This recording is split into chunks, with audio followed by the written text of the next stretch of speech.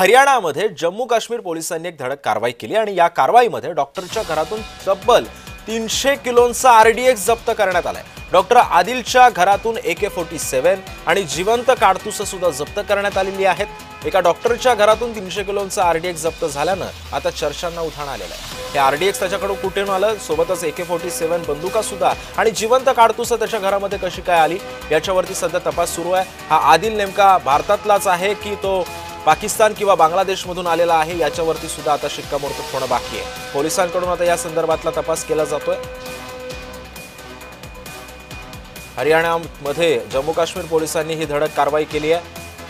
हा दहशतवादी आहे की नाही याच्यावरती अजून तपास सुरू आहे। याबद्दलची अजून तरी माहिती समोर आलेली नाही, मात्र डॉक्टरच्या घरातून 300 किलोंचा आरडीएक्स जप्त करण्यात आलेला आहे। सोबतच AK-47 बंदुका आणि जिवंत काडतुसं सुद्धा पोलिसांनी जप्त केली आहे। हरियाणामधल्या भागामध्ये जम्मू काश्मीर पोलिसांनी ही कारवाई केलेली आहे। डॉक्टरच्या घरातून तब्बल 300 किलोंचा आरडीएक्स जप्त करण्यात आलेला आहे। सोबतच AK-47 रायफल्स आणि जिवंत काडतुसं सुद्धा पोलिसांनी जप्त केलेले आहेत।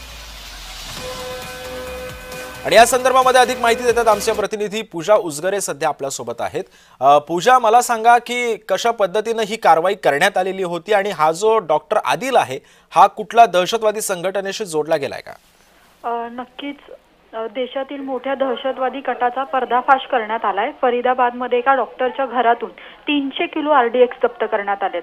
एक AK-47 आणि 34 काडतुसं देखील जप्त करण्यात आली आहेत। जम्मू काश्मीर पोलिसांनी ही कारवाई केली आहे आणि हा जो डॉक्टर आदिल आहे तो जैश-ए-मोहम्मदशी संबंधित आहे का अशी शक्यता पोलिसांनी वर्तवली आणि त्याची चौकशी देखील केली जाते। आपण पाहतो की जम्मू काश्मीरमध्ये नेहमीच हाय अलर्ट असतो आणि प्रत्येक वेळी सुरक्षा यंत्रणा आहेत ते जे संशयित आहेत त्यांच्यावरती कारवाई करत असतात, छापेमारी सुरू असते।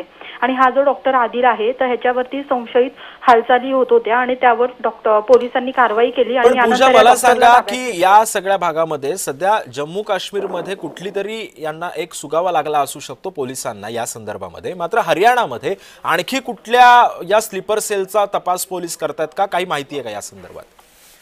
आता 26 जानेवारी जवळ येते आणि यानुसार पूर्ण देशभरामध्येच हाय अलर्ट देण्यात आलाय। आणि आपण जर सीमेवरती पाहिलं तर पाकिस्तान आणि भारतामध्ये तणाव नेहमीच असतो आणि त्यामुळे तिथे सुरक्षा यंत्रणा तैनात करण्यात आलाय। परंतु जैश-ए-मोहम्मद ही जी दहशतवादी संघटना आहे ती हल्ला करण्याच्या तयारीत होती अशी शक्यता वर्तवली जाते आणि त्यावरच ही कारवाई करण्यात आली। नक्कीच धन्यवाद पूजा तुम्ही दिलेल्या अधिक माहितीबद्दल। तेव्हा आपण पाहतो हरियाणामध्ये जम्मू काश्मीर पोलिसांनी ही धडक कारवाई केली आहे। डॉक्टर आदिल कडून जवळपास 300 आरडीएक्स जप्त करण्यात आलेला आहे। 300 किलोंचं हे आरडीएक्स सापडले त्याच्या घरातून। सोबतच AK-47च्या रायफल्सची आणि दहशतवादी संघटना जैश-ए-मोहम्मद संबंधित याचं कनेक्शन आता जोडलं जातं।